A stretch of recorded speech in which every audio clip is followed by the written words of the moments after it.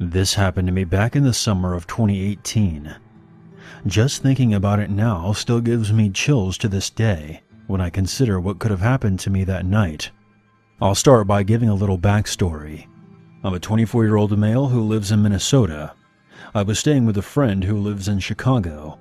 We've been friends since sophomore year in college, so I was really looking forward to catching up with him since our departure after graduation. I was only visiting him for a week, and then I would be on my way home. During the evening, my friend, who we'll call Steven, and his mother went out to go get food, and I decided to stay behind for the simple fact that I just wanted to get settled in for the night.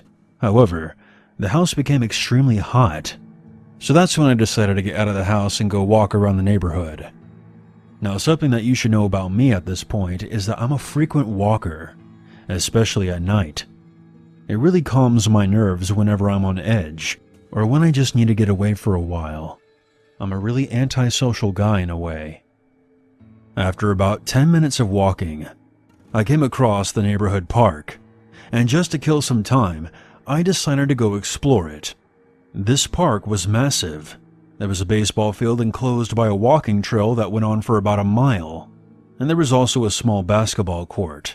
In the distance, I could also see a small playground area for children, along with a dimly lit bathroom that you would typically see at any community park. The creepiest part was the trees that surrounded the area. Even though it was a park, it kind of put you in the state of mind that you were standing in the middle of a forest preserve.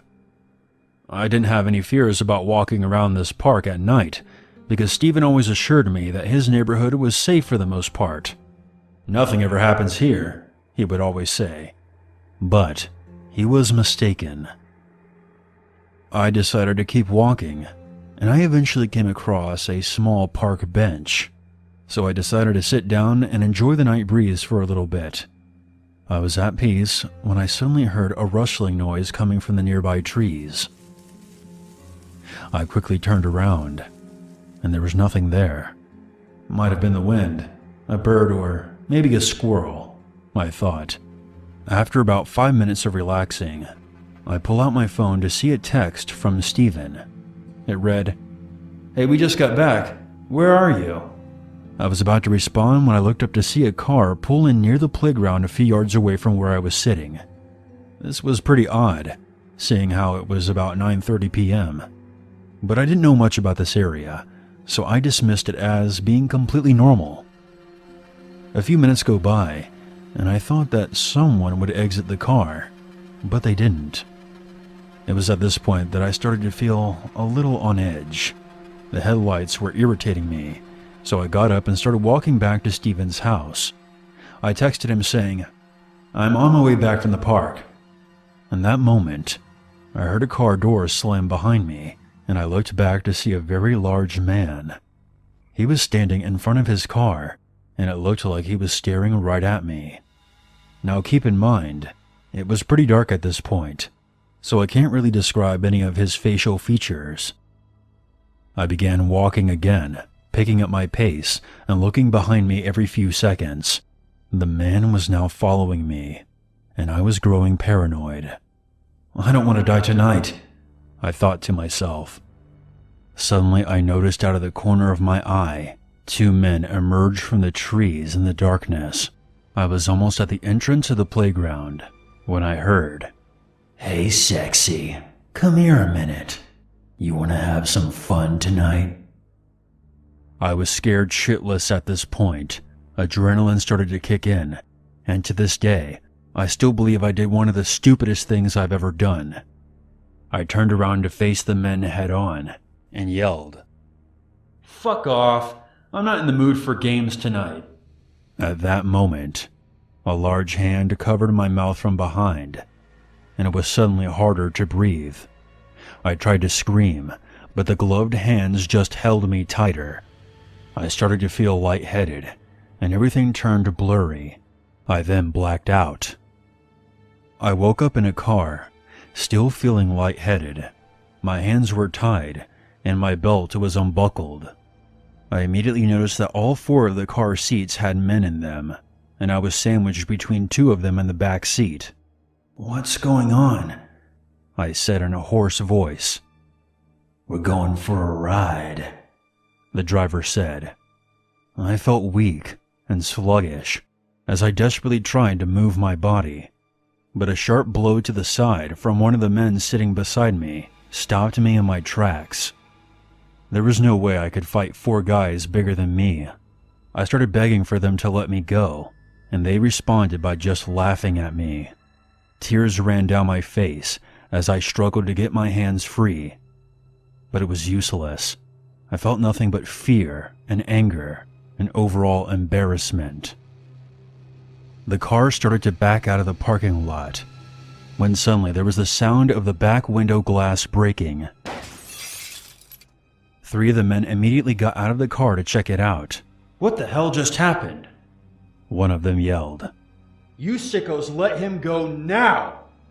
I recognized the second voice as Steven. With the car doors open, I took the opportunity to escape. Desperately stumbling onto the pavement, I looked up to see Steven holding a rock in one hand and a tree branch in the other. "I already called the police on you fuckers," he said. I started to gather my strength and joined my friend in the standoff. We were outnumbered, but I wasn't going to let him fight these men on his own. He was like a brother to me, and where I come from, you protect your family. In the distance, we heard the sound of sirens. The men quickly hopped back in the vehicle and booked it out of there fast. I immediately noticed the car didn't have any license plate. I'll skip through the police details, because it was just the usual. They took my statement and told me that they would let me know if anything happens. The week passed without further incident. The day that I was getting ready to go back to Minnesota, I was trying to block out everything that happened as best as I could, when Steven said, "You could have been Michael." "Who's Michael?" I asked. He then told me that when he was in middle school, he had a friend named Michael. They used to play together all the time at that playground. One day a stranger approached them. The man claimed to be a friend of Michael's dad. To make a long story short, he never saw that man or his friend Michael ever again.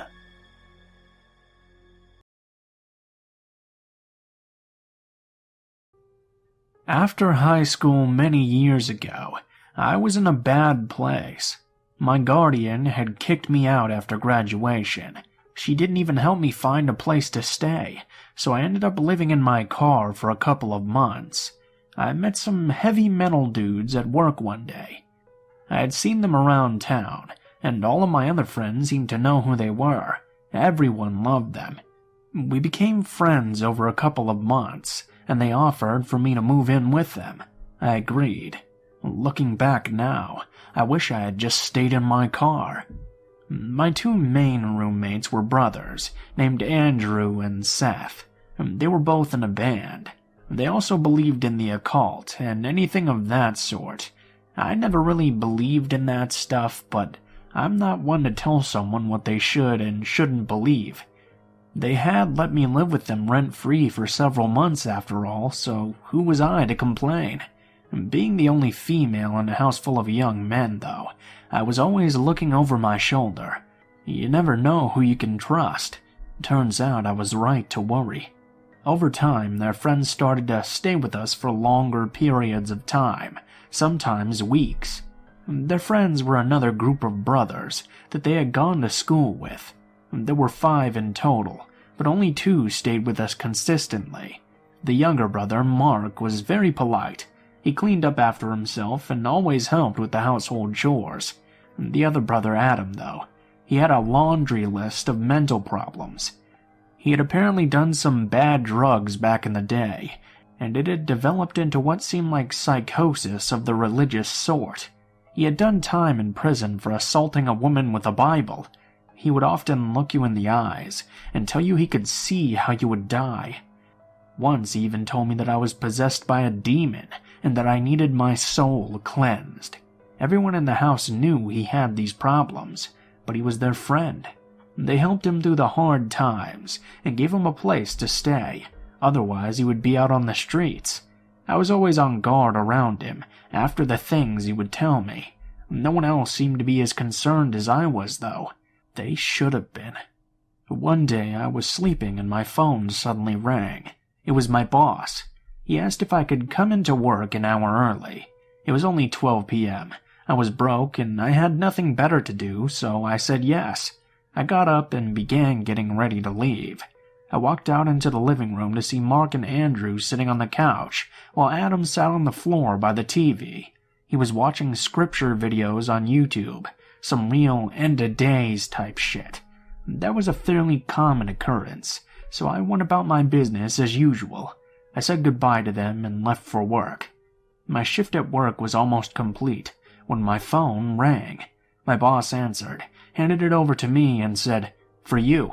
I was just a cashier at the place, so I assumed it was a friend that couldn't reach me on the phone. I answered, and heard a man's voice that I didn't recognize. Hi, this is Detective Williams. Something happened at your apartment today, and we need you to come into the station to talk about it. I left work immediately. I had assumed one of the brothers had been arrested for drug dealing or something. I was very wrong. I got to the station and was buzzed in. An officer escorted me to a small, cold room with a camera.